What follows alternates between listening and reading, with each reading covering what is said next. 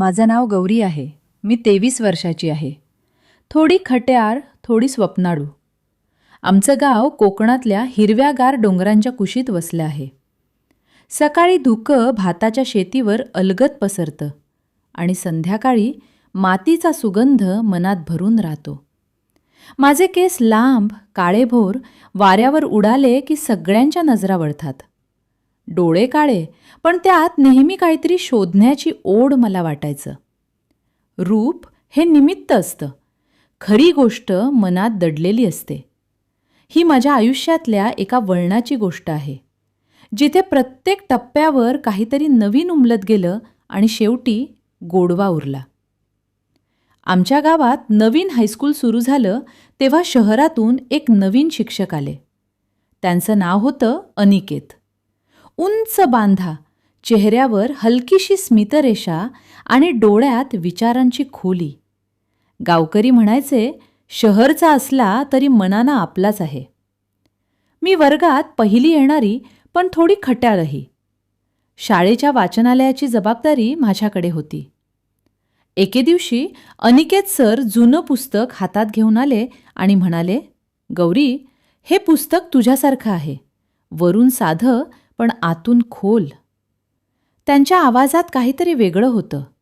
मी हसून म्हणाले, सर, पुस्तकाची खोली वाचल्यावरच कळते.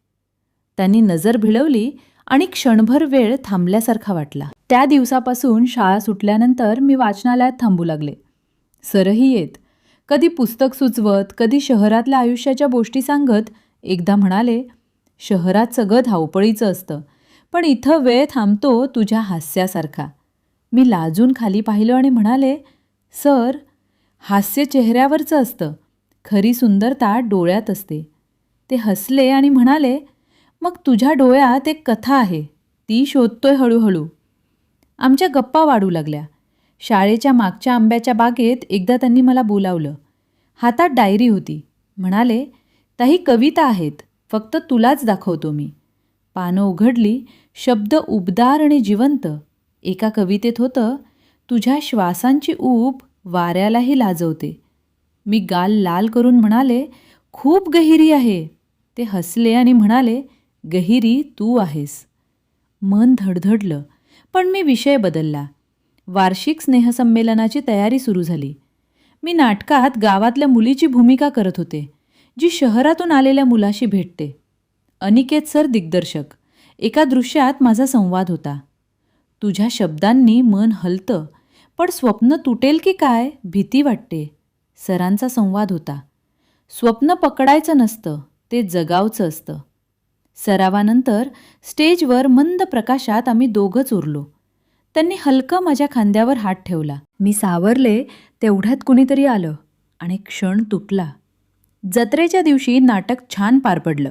बॅक स्टेजमध्ये त्यांनी फुलांचा गुच्छ देताना हात थोडा थांबवला. ऊब जाणवली. त्यांनी जत्रा फिरायला नेलं. आम्ही भेळ खाल्ली. झुल्यावर बसलो एका शांत कोपऱ्यात. ते म्हणाले, तुला हे स्वप्न वाटतं का? मी हसले. स्वप्नासारखं, पण खरंही. ते म्हणाले, मग त्याला घाबरू नकोस.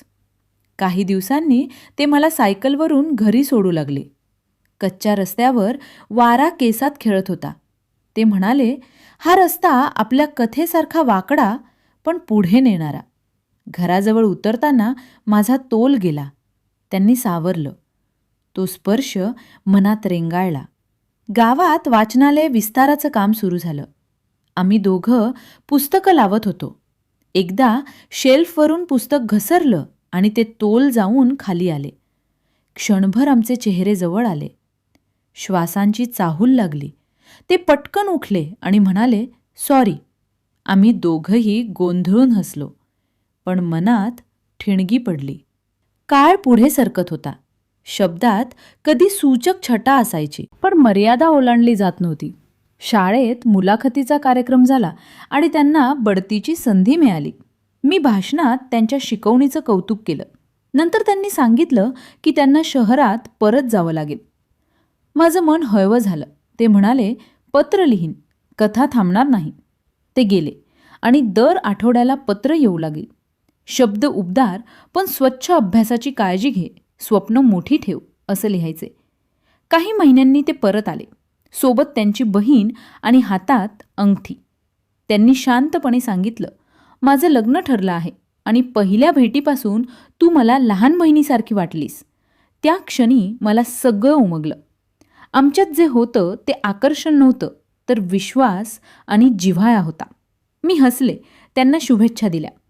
आज मीही माझ्या आयुष्यात पुढे गेले आहे.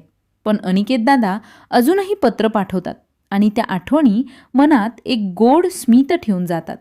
ही कथा इथे संपते, पण तिचा गोडवा अजूनही मनात दरवळतो. अशाच कथांसाठी आपल्या YouTube चॅनलला नक्की सबस्क्राईब करा. धन्यवाद.